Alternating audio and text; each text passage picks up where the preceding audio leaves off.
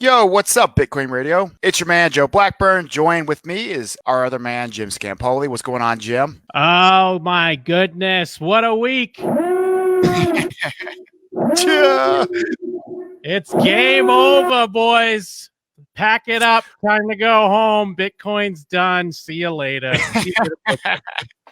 I love it, Jim. Great use of that awesome system you got back over there. Well, what's up, WBTC? Thanks, Jim, for that awesome intro and that welcome. Obviously, Bitcoin's kind of been a little bit steady here at 7,100, 7,150. I feel like if we stay at this price, we're pretty bullish, actually moving up at some point. Of course, that's an opinion. I'm always bullish. Shut up, Jim. I don't want to hear all that. Jim's shaking his head for those listening and not watching. I've been reading the Facebook posts. I've been reading CCT. Game over, dude. Pack it up. Bitcoin's done. Bitcoin's dead and buried, my dude. Don't you think? I did hear some things, but we'll get into that here shortly. As people may notice, here for the Thanksgiving, I'm at my folks' house. I'm borrowing my dad's office. I'm sitting here trying to make my internet connection work down here in the good old state of Alabama. And Jim, I know you're back home in your typical Jimmy Fallon studio. So as this holiday weekend gets caught up, and we get there on Thursday, and happy thing you can drive. Be respectful. You're losing me. No, I got you back. You're back. Yeah, be respectful. Okay. Have a safe holiday. I mean, this is a holiday for the U.S. folks. We're talking worldwide, but I mean, correct. Everyone can stop and take a second to just think about what they're thankful for on this fine Thanksgiving 2019. That's right. And for me, that's how bullish I am on Bitcoin. And Jim's got all these really crazy ideas because old noob Jim over there has been scouring the internet, finding everything he can about how Bitcoin's going down to $2,000. So tell me what you've learned, Jim. Oh, 2,000. Yeah, you know what? I did see some people saying 2,000. A lot of people are saying 3,500 and then it'll bounce and then it'll die. Like it's going to bounce and then just die again.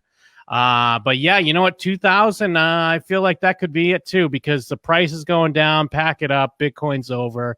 Game over, man. It was fun while it lasted. Well, Jim, the thing is I understand, and I appreciate the way. I don't think Jim actually feels that way. People, we're going to pretend like he does tonight.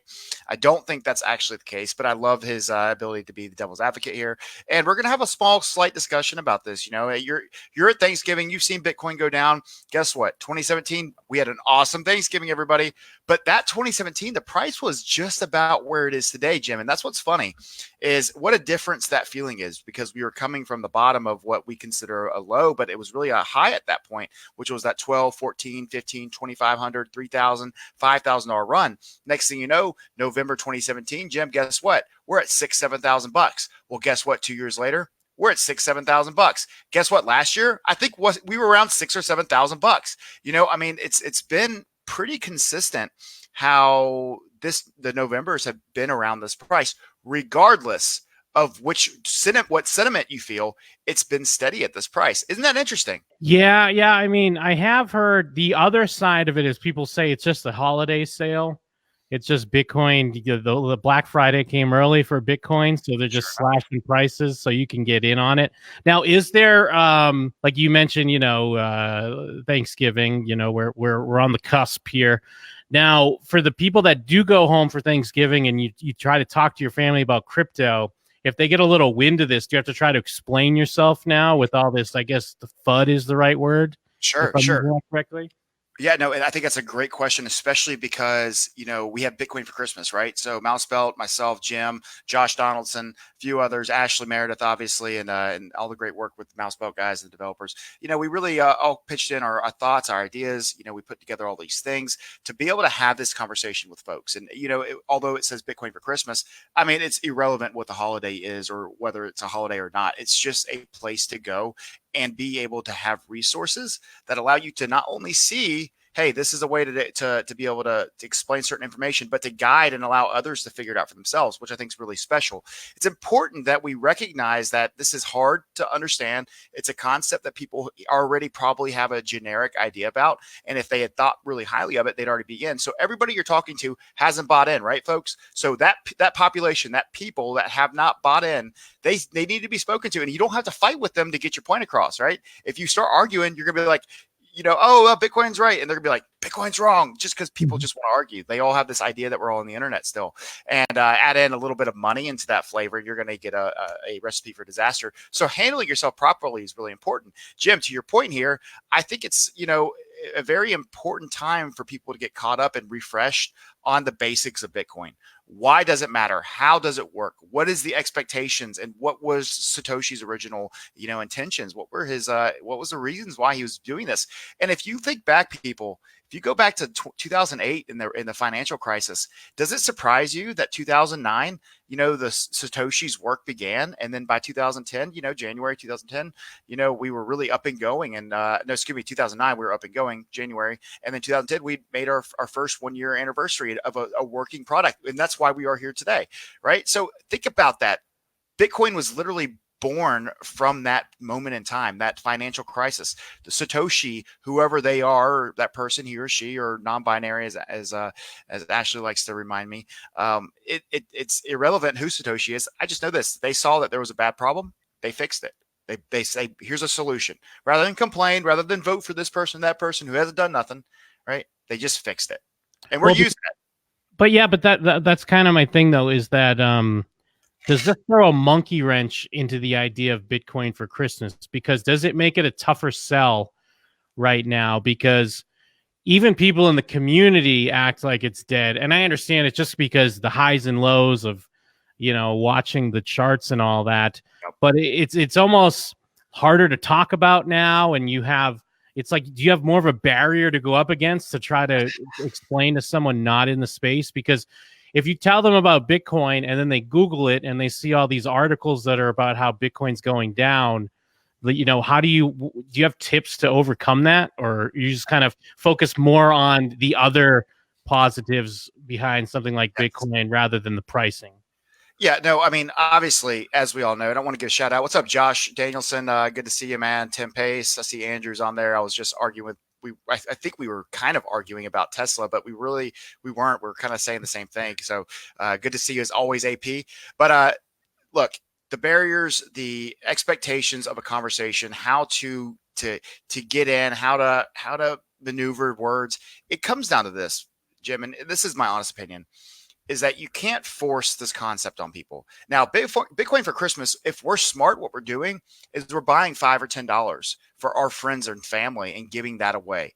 Bitcoin for Christmas is, in my opinion, it stands for me giving you, Jim, or giving my brothers or somebody Bitcoin. And there is no better way of getting through to somebody than saying, here's some Bitcoin for free, even if it's just $5, right? I mean, yes, everybody, not everybody's able to, incapable of doing that. I get it. I'm not here to pass judgment or say one thing or the next. I can at least portray this image, though, and that is, imagine everybody in crypto giving a little bit of Bitcoin, and how many people is that at least going to have them start paying attention to what Bitcoin's doing? And if they start seeing, maybe it's going up, maybe it's going down, maybe they're starting to put into perspective how this thing works. Maybe they're trying to send it to their new Bitcoin wallet because they wanted to add some more. Maybe they're now able to explain to somebody, hey, I got Bitcoin, and it becomes popular. Hey, look, someone gave me Bitcoin. I've got it, actually. I think it's up a little bit, like 50 cents, because they only gave me $10. But that's the beauty of this whole thing, is that it's always been, peer-to-peer, even in marketing, right? There's nobody marketing Bitcoin. Actually, I take that back. If you haven't heard or seen it yet, folks, you're going to see it very soon. And that is the Watford Football Club from the Premier League is got Bitcoin on their sleeve, And I mean, think about that. And if you're in the Premier League, every time someone from that team scores and they raise their hand in excitement, you're going to see Bitcoin on that shoulder. A little birdie told me you can get more information about that on Friday's show, by the way. Oh, nice. So yep. People know. Be on the lookout. Be on the lookout. So yeah, and of course, I just interviewed them as Jim, the one of the producers and editors of the entire show, who's listened to every single word, probably more than me. He's he so kindly let us know that that's the Friday show. So be excited about that, folks, because it's going to be exciting. Hey, but do you think that's a decent that's the way I portray it? Like, to answer your question, like, what do you think, Jim? Is that good enough in your opinion? Yeah, I mean, I think so. And I guess it's just the tough thing, like putting it in those terms, though, is if you give, like, I'm just thinking more from the, I guess, quote, normie perspective, because I'm not quite a normie. I'm still a little new to the space. but I'm not a normie. So a normie, I'm thinking, is someone that only knows of Bitcoin because they see the headlines and they vaguely know it's a thing. The tough sell, I feel like, especially right now with the price. I mean, well, the price is always going to be volatile, but like with it more in a downtrend, is if you give someone it for Christmas, say you're like, hey, here's $50 in Bitcoin. And then they look at it the next day and it's like $30 in Bitcoin. To them, they're like, huh, this is weird. And does that like immediately turn them off? Or you just have to really just keep pitching the other side of it and rather than the pricing? Well, there's two sides to this. Number one, you should know their address if you sent the Bitcoin, so you can just keep adding to it like $1 at a time. If it's only like $10, right? Like, I mean, so they'll never see a fall, right? Like, if you really needed to address that. But yes, to your point, it's a very serious one, and I agree. Like, if they just see it constantly falling, which is what happened to a lot of people, including myself. I gave it to my father-in-law, gave it to my brother-in-law, gave it to my friends and family, and they saw it go down, and they've mentioned that to me several times, and it's not unwarranted, right? It, I put Michael Saucedo's post up, or his comment. I think it's really relevant. He said, would it be safe to say that people's general perception is that it's not a future of currency, but rather a speculative asset? And I say that's absolutely what it is right now, right? I mean, that's what the perception is, and perception is reality if you're looking to grow something. And so whether you're a celebrity TV host and you're trying to get the next big gig, or you're a musician and everybody thinks your music sucks, well, no one's going to play you, or no one's going to hire you, no one's going to bring you about, no one's going to buy you or use you if they think you're a speculative asset that just keeps going down. So, great point, Michael, and I'm glad that you wrote that. But I look at this like I have never had a problem at least explaining the basics and what Bitcoin's able to do, Jim, right? And we've had this conversation in numerous accounts. Like, you came in here a little bit, I don't want to say nervous because you're a pretty level-headed dude, but you came into a new space as someone who we talked about you coming on the show because I know how entertaining and engaging. And once we unleash you to this crowd, to this group, you're going to be a national treasure to the Bitcoin space, right? You're just somebody who's got this really exciting Jimmy Fallon style that I appreciate so much, I'm feeling the pressure now. You're hyping me up over here. Thank you. I also compared you to Jimmy Fallon, which I know that you hate. So, but you bring it upon yourself. He's literally right there. I mean, yeah, fair enough. We talk about this every time, by the way. Yeah, but to finish this statement up, it's this. It's that, is Bitcoin speculative? It is. It's absolutely speculative. It's speculative even if you don't want it to be speculative. Too bad. You're speculating that it's going to go up at some point. Hey, Ash. And, so because it is what it is, and because it's that in that area, once it becomes non-speculative, it becomes a very stable asset. And, let's be real, people. The fact that it's volatile, even when it's negatively volatile, when it's going down, it still leaves hope that it's going to be volatile back up, right? So we got to take the good with the bad. Because it can go down also allows it to go up. Yeah. Like Tim Pace in the chat. What if they look at it and it's 75? That's a great point because that gets people even more excited. And I'm glad you brought up like giving it to your family members in the past. And I mean, I'm sure you're known amongst your family as the crypto guy because you are the crypto guy. You're your main man, Joe Blackburn. The cryptoverse belongs to all of us, but especially it belongs to Joe Blackburn. But do you have those people? There are a lot of people that talk about how they dread the political discussion or something when they get home, but when they go home for the holidays. Do you have someone in your family that's ready to like pounce on you every Thanksgiving or Christmas to be like, haha, what's up with your Bitcoin now, bud? Or someone who's always been like on you about it and how it's like not a thing and all that shit? See, it's a really interesting thing. Like, I'm that person who does that to everybody else, right? And I'm so versed in arguments and so composed in being able to articulate my thoughts that nobody messes with me, right? If they're going to talk about it, they're going to do it behind my back, which is fine because I'll find them anyways and I'll hear about it. But I really don't. I don't have the fighters. Now, I do have friends that I'll see during like Thanksgiving break that, they're like, oh, Bitcoin, didn't it fall from like 20,000? And they just make it as jokes. But I don't really deal with the hatefulness that a lot of others do have to. And so I'm more concerned about that political discussion before I am a Bitcoin discussion. But I also have a lot of people who support me, and they also have seen what Bitcoin's done. Because I wasn't talking about Bitcoin with them at 20,000. I was talking to Bitcoin or talking to them about Bitcoin when it was 500, 600, 700, right? So I get a little bit of credibility with them between those price marks. Yeah, and I guess to tie it all in, it comes down to like, never mind just the normies, because again, I'm basing it from a newer perspective, and I see even a lot of people in the community get pretty down because of the pricing, which I understand. People, it's an investment, people have money, and it's like a lot to ride on sometimes. But it either feels like people get super negative, or people just kind of shut down a bit, and then it Sure. feels like, so what are your tips to like keep the fire alive, so to speak, in some of these not as exciting times? So, we have to change the discussion. And Jim, that was a really good point you just made too. Like the conversation has to be able to continue, right? There has to be that moment where you as an individual figure out these are the points that really matter about Bitcoin. And that's an ideological and almost political comment. It's a political conversation. And I mean, it's not a political in the way that Americans view politics. It's just a complete change in the way that you want to be governed and how you're explaining that to somebody else, why that's important to you. And so mixing that, without being confrontational and shutting somebody off, it's very, very delicate. And the moment you start talking about this, if you're talking about price, you kind of remove all the politics, right? If you're talking about ideology, it becomes a political comment. It becomes a political conversation, an ideological conversation. And ideology and politics often, that's kind of the same thing, right? We find out real quickly where people stand when you start giving perspectives on why you believe in something or why you want this candidate or something, right? And there's no difference in when what Bitcoin's doing, because when you start talking about your privacy, people can relate to that. People can understand, oh shoot, yeah, privacy. Oh, look at what Facebook did, and they had to go to Congress and explain themselves. Look at Cambridge Analytica, and look at all these other things that have huge effects on our life right now. How do we change that? How do we take hold of that? In cryptocurrency, blockchain, Bitcoin allow that concept to start seeping in, right?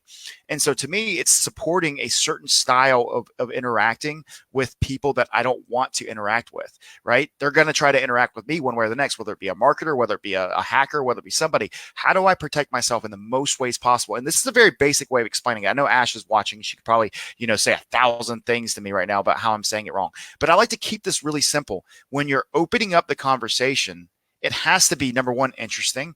And number two, if you're going to fight with them, they're not going to walk away with a pleasant attitude. Nope. I mean, Jim, when's the last time you got in an argument with something with somebody that you already kind of disagreed with or didn't really find as a relevant or maybe even a credible point, and been like, oh, wow, we just had this huge argument. Now I completely understand. Yeah, I mean, no, it's rare, especially if you're getting into an internet argument. Like it's going to be even worse. absolutely. So, and it's funny because, and I know we briefly talked about Ripple just right before we went live, but I'll bring Ripple up. If I talk about XRP with somebody who does not know anything about Bitcoin or crypto, they're always like, "Oh yeah, but XRP or Ripple." Now that's something I'll listen. That's something I'll listen to, and it's so funny to me. I mean, not because they don't understand the reasons why I may have certain prejudices against it or whatnot, but they look at it, even though it's had a very similar path and going up and then coming back down as Bitcoin. I mean, heck, the Bitcoin has gone down less than what Ripple has from its all-time high, which was $3 and like 60 cents or something. And now today it's like 25, 28, 29 cents, something along those lines. And but I bring up Ripple, or they bring up Ripple to me, and it's a very different conversation because they feel so much more safe about potentially what Ripple might do for the whole world. And it's simply because of the affiliation with what banks are doing, right? It makes them feel safe. It's familiar. It's those same things that crypto struggles with because the UI UX isn't great. Ripple is familiar. It's something that they can feel like they can relate to, or it makes a little bit of sense. And because it has a practical application from the minimum that they know about it, minimal amount that they know about it. But even though that has such a negative and horrible, price differentiation from its all-time high to the price it is today, they don't take into effect that the same things that they do for Bitcoin. Like they forgive Ripple of certain things, which I'm fine with. Forgive them, get them in, let them learn about the space through Ripple. That's fine by me, because a lot of them will then take the next step and be like, oh, wow, I see what the space is doing. So I don't have a problem. Yeah, XRP is even lower than I thought, 22 cents, right? That's what Tim says. Anyways, but sorry for the long-winded answer. No, that's completely fine. And pardon my ignorance, and obviously you don't have to get too into it, but what is it about Ripple that people will defend it more, or that is more familiar? Is it just faster, or is it just? Well, let's back up a little bit. Okay. Ripple and XRP are technically not the same thing. Okay. Sure. Okay. There's a difference. The Ripple network, the Ripple blockchain per Oh, se, okay. is different than what the XRP token is. Right now, I will admit, oftentimes, when I'm transferring a certain amount of anything of any crypto, I a lot of times consolidate it into Ripple, and then I send it because it is fast. And I love being able to explain to people how fast Ripple is. I have no problem with the use case for Ripple. It exists. There's something, and to me, the only use case I found for Ripple is literally, sending my tokens from point A to point B and then disseminating back into other coins or wherever, or cashing something out if I need to. But Ripple, I don't want to hate all on Ripple and say everything about them is bad. But what makes people feel familiar and what they okay themselves with is that it has an affiliation with banks. That Okay. it is built around transfers for banks, from bank to bank transactions at a large scale, right? And to me, that's a really strong and great conversation opener. And I hate to encourage Ripple in any way, but if that's the way that you have to have a conversation with somebody to at least have them take you seriously, I think that's okay. Right now, I mean, I can go on and on about things I don't like about Ripple. I definitely have issues as what crypto and blockchain and Bitcoin are supposed to, or what they were intended to be. But that's very quickly dissipating. Like, the blockchain is for whatever use case you want to, as long as it's legal, right? And I have no issues whatsoever with people having a conversation about Ripple early on, right? It's just important that you also mention why there's differences, and that should be its own show. That's probably something I need to bring Ash Rolston back on so she can explain, because she does it really well. So yeah, you think XRP is going to rise from the BTC ashes or what? Since BTC's dead and all. I have to remember that we're on camera here. I would definitely not. Hold on. Here lies Bitcoin. It made it a good run. 10 years. 10 years, right? Patrick's gonna kill you. Dearly beloved, we are gathered here today to lay to rest Bitcoin, a once great cryptocurrency that dropped below $7,000, and everyone said the sky was falling. Anyways, yeah, that was just my quick. For the record, everybody, Jim was actually playing the organ there. So Yeah, it was. Ash is on strike. Yeah, fair enough. Exactly, Tim. They only want it because they think it will make them rich. Yeah, and that's a good point. Here's the thing. Yeah, I mean, if you get something at 20 cents or whatever, yeah, there's a lot of potential upside, I suppose, huh?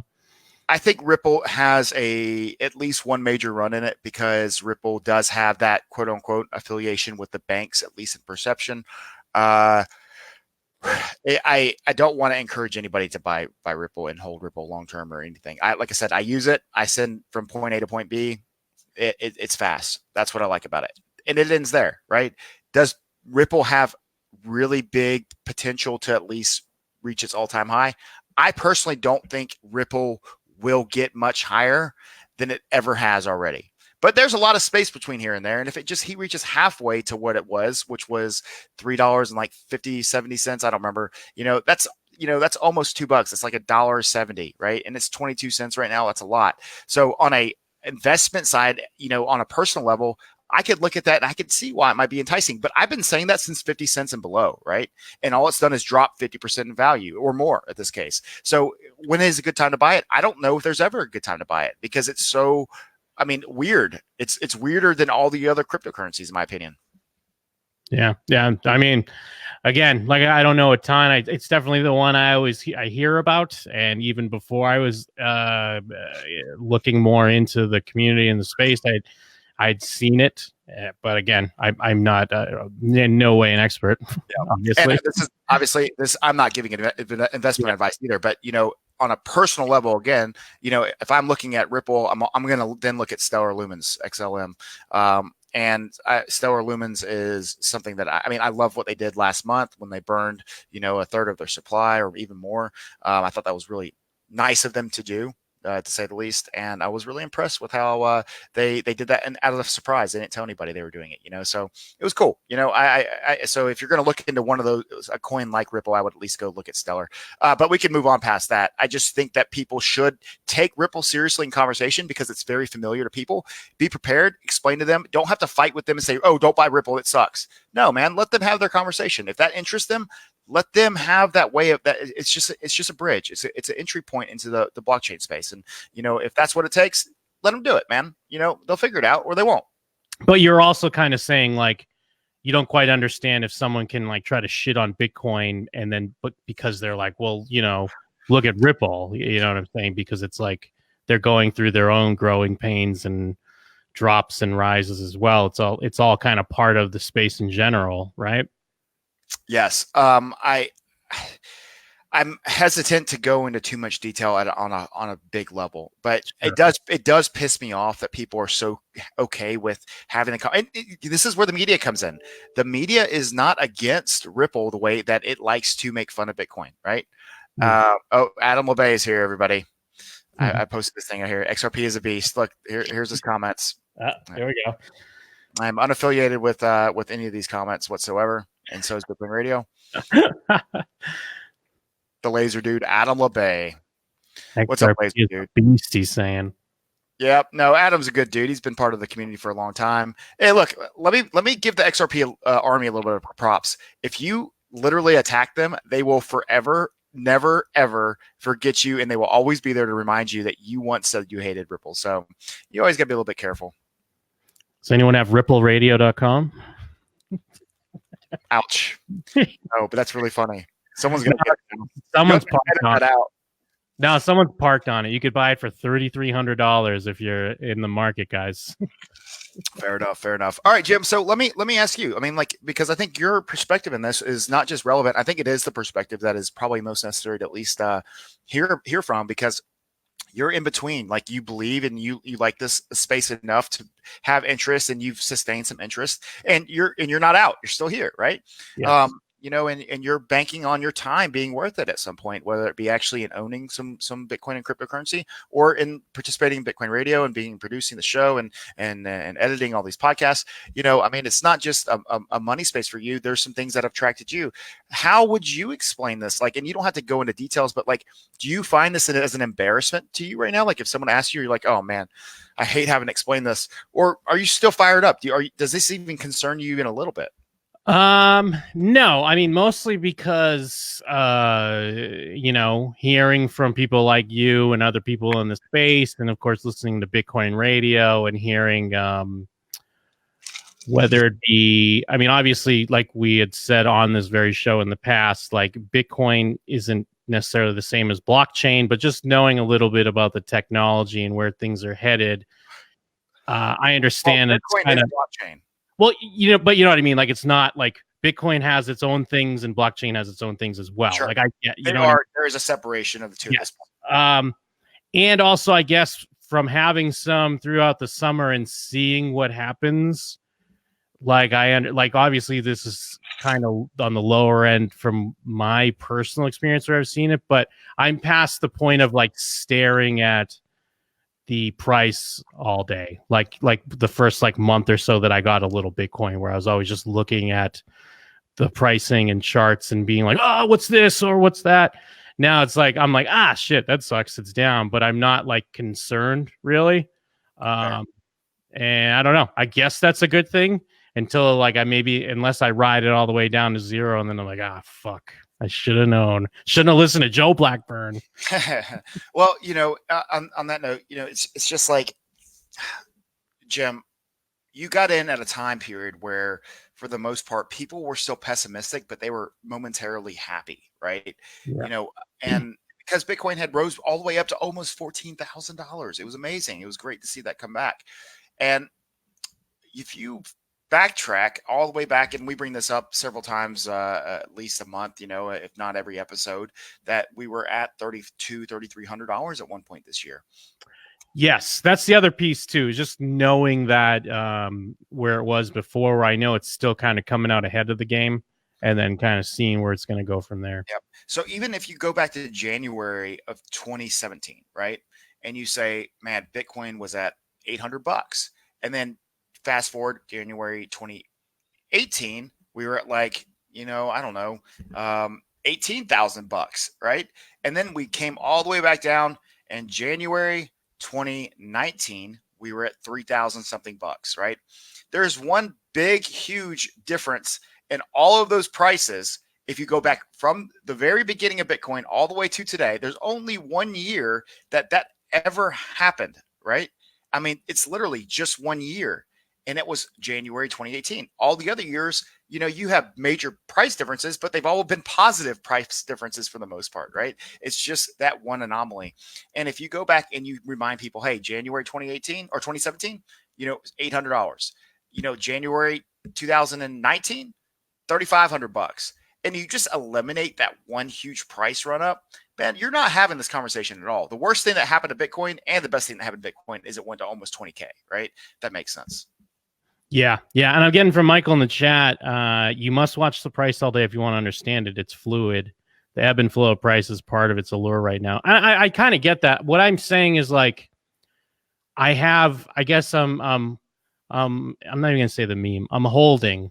I'm not going to say it the way the meme says it. I'm just going to say it how you say it. No, I'm not going to do that. That's too normie now. I think HODL's normie. So I know I'm just holding. So I'm not. I get what you're saying. Like that's kind of understanding like what the market's at, but I'm not at the point where I'm like stressing over it. I mean, I guess if I was like a day trader or people that do that type of stuff, obviously it's a whole different story. But I guess I'm just confident enough that I feel like it's going to bounce back.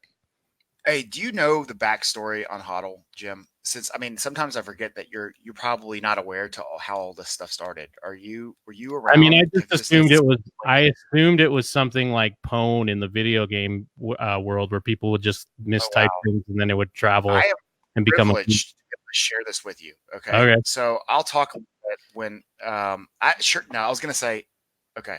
Well, let me find the post. I'm getting it right now, folks. I'm honored to be able to be the person that explains this to Jim. This is actually kind of cool. All right. Yep. So HODL, which I thought when I first got in and saw it for the first time, I thought it meant something like hold on for dear life, right? And that obviously is it makes sense. And I'm not the only person who thinks that. It looks like an acronym. It doesn't say hold. I mean, if we were just holding something, we would literally just say hold it, right? But there's a reason why this exists. So I'm going to send this to you right now. It is the bitcointalk.org forum. Hold on. I hear shit goes down in the Bitcoin talk forum. Is that what you said it was? Yes, bitcointalk.org. And that was the original Bitcoin, hangout place. That was the crypto coin trader of its day, right? So here it is, the origin of HODL, and I'm going to send it to you. And you should even read it out loud. How about that? I'm going to put it in the chat. Oh yeah, Ash just put it on there, but I'm also putting in the private chat. Thank you, Ash. If you can click on that, Jim, I think or copy and paste it. Why don't you read it out loud for us? So is the main? I don't have to read all these threads, right? I just have to read this first thing. Yep. And I want you to read the title. Okay, and keep in mind, everybody, if you're new to crypto, Ash just posted the link, but you can find it on bitcointalk.org. It's just search bitcointalk.org, HODL, and in 2013, December 18th, 2013, almost a year ago, at 10:03 a.m. my time. I don't know what time it was where he's from. He wrote this, and it says, "I am hodling." Go ahead. And he obviously misspelled this, everybody, just for the record. Yeah. Okay. Title. I am hodling.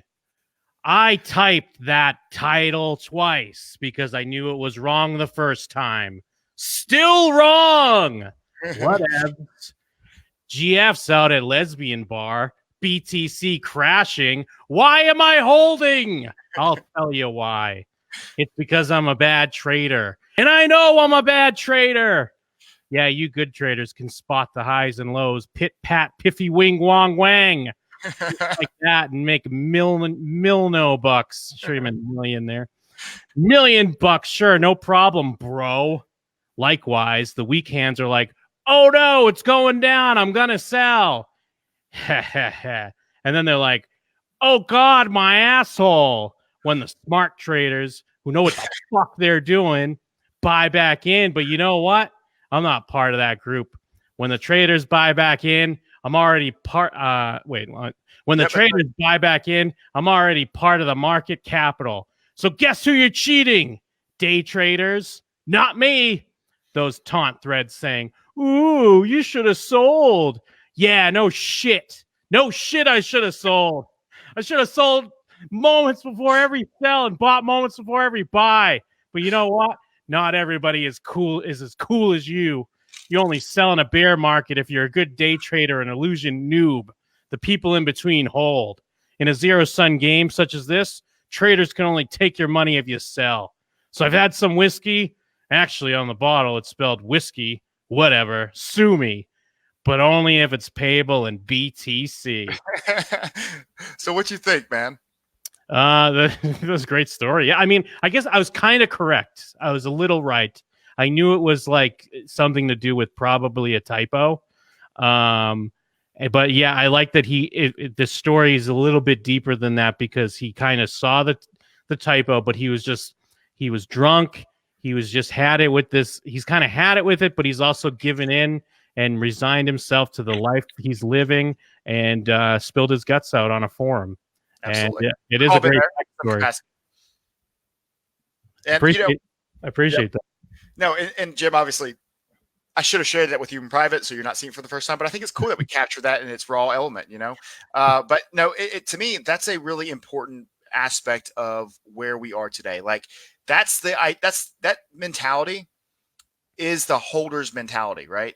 That's the way that you should be thinking about it in a lot of ways.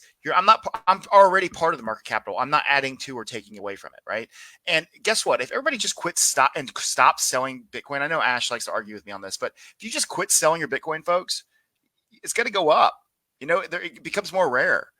And if everybody just stopped selling Bitcoin, it would almost be priceless. Like there would be no way to put a market value on it, right? You got to have some sell, but just enough just to keep the price going up, right? Stop selling your Bitcoin. Traders, this is really on you.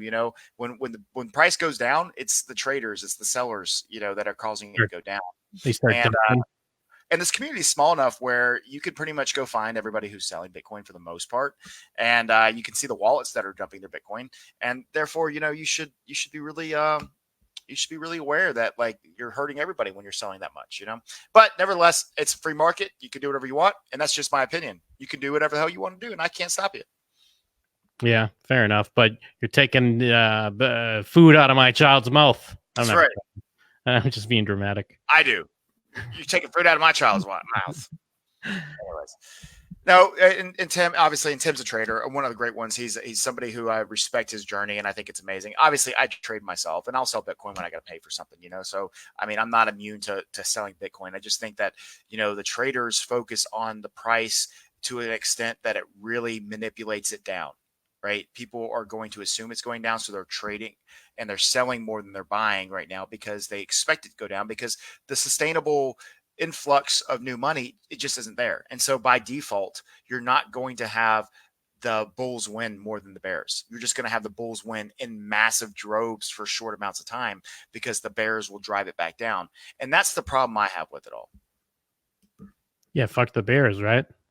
Yep. Yeah, and Ash says every sell is a buy, every buy is a sell. Liquidity is crucial. I understand that concept, but what if we just did not sell? I mean, it just makes it harder to buy and it makes it more rare. And at some point, we're going to be in a situation where it is rare and people are not like I mean, you can always go find gold, right? But people aren't just taking gold to like the gold market and saying, buy my gold and then buying it back or selling gold and buying it back. No, some people do trade gold. Absolutely. Right. But they're not doing this on the magnitude of the way that Bitcoin is, at least in the sense if you compare the amount of people buying and selling to the actual size of the cryptocurrency space, and then take the gold space, the amount of people who have bought and the amount of people who are trading it, it's a huger, way bigger, a massively bigger, amount in crypto than there is in the gold and silver markets that are traders that way. So, well, at the end of the day, then, do we panic or do we not panic? No, you just wait until everybody realizes Bitcoin is the thing to have again, and then it reestablishes a new bottom and a brand new all time high. And I think that all time high is $100,000 very soon. Is there a price point where it's okay to panic? Say it's at Yes, like there is. how low do you go? If it's at like if it's below, if it's at like 2,500, do we panic a little bit? Well, that would mean that we lost our previous bottom, right? Yes. So Yeah. I would be a little concerned. Obviously, when you're at $2,500 compared to $7,000, a $2,500 Bitcoin, every $100 is a lot more of a percentage than it is right now, right? Or is that just a perfect opportunity to buy more? Well, it is. I mean, look, what if you told people in July that you could buy Bitcoin at $2,500 right now instead of 14,000? How would people feel, right? Yeah. So the relativity of the price is immediate for people, right? And look, I also agree with Michael what he just said. Margin trading is killing the crypto space. I think it does bring a really negative and pessimistic, bearish tone to the whole space because you're first off you're trading with Bitcoin that's not yours. You're borrowing, and secondly, the crypto exchanges they want you to lose, right? And it just adds to this negative sentiment in the long term. You get a lot of newbies go and lose Bitcoin, and then it goes to people who are going to sell it, rather than hold it. Most of the people who go and lose Bitcoin on the exchanges are not, seasoned traders, obviously, because those people know how to limit themselves and not how to take big losses. They know how to set themselves up for wins and be happy when they're up 1% rather than 50%. What some people expect. And when you only go in there with $250 and you want to make 1,000, I mean, well, that's 400% profit, folks. Can it happen? Sure. You got to be exactly right though. Every time you can't lose, and you got to make sure you're setting stop losses. And if you're only betting with $250, $50 isn't enough. Even though $50 on 250 is 20%. Shit. I mean, it's relative, but it's people lose that when they go into.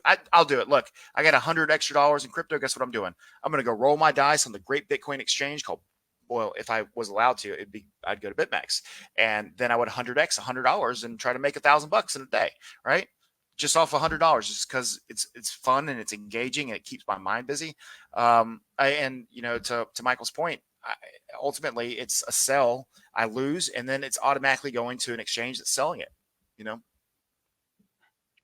Well, shit, I lost my train of thought. Oh yeah. Well, what I was gonna say is, I guess one of the better places to be, and I'm saying this kind of facetiously and being a little sarcastic, is to be that guy on the sidelines, because there are those guys on the sidelines, like you said, when it was hitting 13 in July or whatever, they're like, "Fuck, I wish I bought at 7." But then when it drops at 7, like, how many of those people actually do buy at 7? They're kind of like, those are the same people that are like, well, it's done, it's game over. Fuck it, forget it. Yep. No, it's a good point, Jim. Again, and it's people. They ride on their emotions in this. Think about the person who bought 5 years ago, closed their eyes, closed their computer, and didn't look at it until today. How do they feel, right? When Bitcoin was at $400, $600, whatever it might have been, and yeah, again, Ash, that's very true. I know that I'm gambling on that, and I'm expecting to lose my $100. To Ash's point, she says the difference is that in capital letters that you're gambling. And Tim Pace, I hope you get the sarcasm in Jim's pessimism and some of his sarcastic remarks about Bitcoin dying. Obviously he wouldn't be here if he literally thought that. And if he was, we would have an honest conversation about it. But I don't think he actually believes that. I don't want to speak for you, Jim. No, I'm just kind of playing devil's advocate to a lot of things. I'm also playing up the environment, what I'm seeing from people in the community. And I'm also just trying to get Joe Blackburn a little fired up, get him a little rowdy, see what he's got to say. Well, I'm at my folks' house, so I can't get as drunk as I'd like to at the moment. Yeah. So I got my kid, and I got to take care of her. So I've got to be a little responsible. So I can't get as loose as I'd like to be. But also to what you just said, Jim, is that it's also important for people to hear me have that conversation with Jim, right? I think it's and we're keeping it simple, and we're not going to have a super long show tonight. In fact, we're probably going to wind this down here shortly. But I want people to feel like they can reach out to me if you're having a problem with something, or if you want to explain something specifically. I know myself, Ash Rolston, Tim Pace, among many of the people that are watching tonight and commenting. you could just find one of their comments and you can probably feel really comfortable going with them, and or going to them and asking them to help you explain this to somebody. Tell me what your problems are. Tell me the common questions. We'll have this conversation. We can have it with them. Bring them on live. If you want to do a live, over Thanksgiving dinner, let me know. That could be great TV, bro. I'm down. You know, and Ash, I'm in my dad's office. I'm not in mine, so I mean, I don't mind showing it. Hold on, she wants to see. That's one over there. There's another one over here, and it's hard to see them from at this point. Those are Alabama deer. Those aren't Mississippi deer the way that I like to. But we're very proud of all of our animals, and we're outdoorsmen, and we respect the environment, the wildlife, and the wonderful thing that is the woods. I mean, it's in my blood, right? So we like to. I don't like to go and buy cow meat that's been through the processor, Jim. That's been injected with steroids, and I like to know that I have honest, real meat coming from the God given environment. Like I love it. So you're going there, you're chopping them up and going through the whole butcher thing. Like you're butchering it. Yes. It's too yucky. It's not. I mean, like somebody's got to do it, right?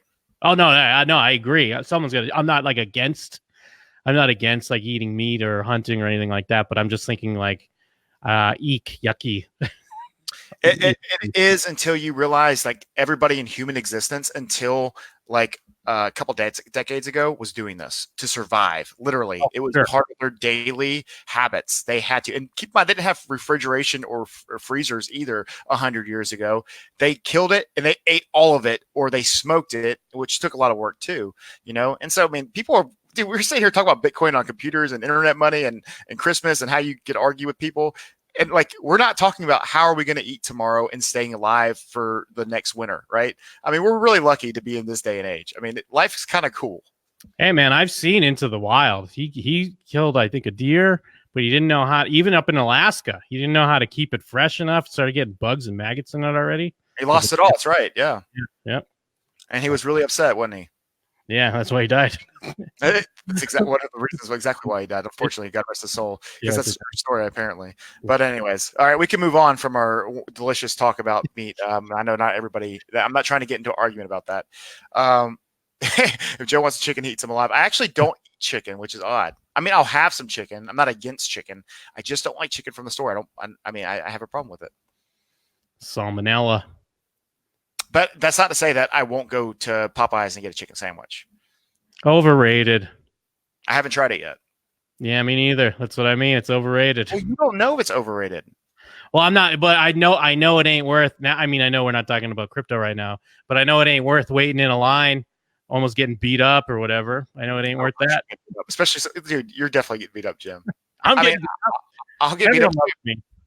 Oh, that's true. You could talk your way out of it. I would just be like, get out of my way. Buy Bitcoin. What? Give me my chicken sandwich. Pow. Punch in the face. No, but Chick-fil-A, like I'm not a big chicken eater, so I don't go there very often. I do like how they put their pickle on there. There's just something about the Chick-fil-A taste. I don't really love their fries, which I'm going to get probably killed over. So I don't go to Chick-fil-A that often. I do like Popeyes because they sell shrimp, and I like shrimp. So I'll go to Popeyes before I ever go to a Chick-fil-A. But I mean, I try not to have this conversation too deep, but I find like, I think Popeyes probably does chicken sandwiches pretty good because they're really good at making things really fattening and really yummy. I'm sure it's good. I mean, maybe the hype's died down. I'm just at the time when people are waiting like in an hour line or something like that. I ain't about that life. Bro, it's the experience. It's about the experience. A lame experience. I mean, but there's many things that are lame experiences that individuals find that are cool. What would be a cool experience? I'll wait in line for a Disney ride, and that's cool and kick-ass. Okay. Not waiting in line for a dumb Popeyes sandwich. I'm being controversial. If you're listening right now, you waited in line for more than 30 minutes for a sandwich, I don't like you. Well, I will say, what would you wait in line on when it comes to food? Well, I have waited in line at trendy spots before. I can't think of any of them offhand. I waited at in Nashville. It's the touristy hot chicken that they have, Hattie B's. I waited in line for that. I don't think it was that long though. But I mean, at what point do you find, Jim, like this is too long of a wait? mm, that's a good question. That's a great question. I guess it depends. You're talking about just for food? Yeah, just for food. Like, I mean, let's say I'm not saying it specifically to a restaurant, not Popeyes, but like if you wanted to go somewhere, what's the point where you're just like, this isn't worth it? Probably. It's tough because if you're at a sit down restaurant, you're fine with waiting. But you're talking specifically waiting in line. I mean, whatever. I mean, I'm being generic here. Is there a certain, just a point in time where you're just like, okay, 18 minutes is just Probably 30 minutes. 30 minutes would be the cutoff. okay, fair enough. Helen and Hattie B's. Yeah, Drew says Hattie B's. Wish Chick-fil-A would open on Sunday. Yeah, I agree. That's part of the rarity, though. Hattie B's is great. I don't know if you ever had Hattie B's. Aren't you a Nashville? You've been a Nashville boy, right? I have, but I'm not a chicken eater, so. Oh, gotcha. Yeah, but no, I've heard several great things about it. You're not the first person to bring it up. It's world famous, or at least nationally, it's famous. And um, I don't mind waiting in line. I just don't want to wait in line more than like 10 minutes. So if I have to wait in line for 10 minutes, I don't wait. I actually have more patience than you for a line. I mean, I was in Austin in September, and I was almost going to go to Franklin's Barbecue, where that is pitched like you are going to wait in line, but it is like you were saying an experience. Like it's supposed to be part of it. But I ended up going to a different place where the guy was taught by the same person who taught Franklin's. And barbecue was amazing. Yeah, of course. And, a lot of it is touristy now anyways, but barbecue is one of those foods that I will wait for, and I won't complain that much. Right. Anyways, but we're getting way off topic. We can wind it here down here, Jim. Right. We're up on the hour, and I know we both have things to do, and I'm at home with the family. I know a lot of you are finishing up work, maybe heading home tomorrow. Again, folks, please be careful. Please be safe if that's the case. If you're not necessarily celebrating the American tradition of Thanksgiving and you're somewhere else, or you just don't, want to do Thanksgiving, whatever. I just still hope that you have a wonderful week. And I hope that you're telling everybody about Bitcoin. If you need help, go to Bitcoin for Christmas. There's a bunch of documents. I know you could reach out to people like Ash. She's got a wonderful educational thing with Cryptic, and, Tim Pace, obviously a good friend, moderator. Drew Michael, might have some news about him coming up. Drew, I'm glad you watched tonight. Anybody else, if you guys got things going on, Andrew P, I would talk great things about you, but I have nothing to say. Oh, got him. Anyways, no, me and Andrew tend to go back and forth all the time, and I appreciate his insightfulness. I'll leave it at that. And we'll until next time. All right, Jim. This is Bitcoin Radio, everybody. WBTC, where Bitcoin lives. Wait, what else? What did we miss, Jim? Anything else? Well, I just want to call it. I think we got on that food tip because we're already in Thanksgiving mode. So we're getting ready for a feast. But yes, the cryptoverse, people, it belongs to all of us, especially here in these down, dark times.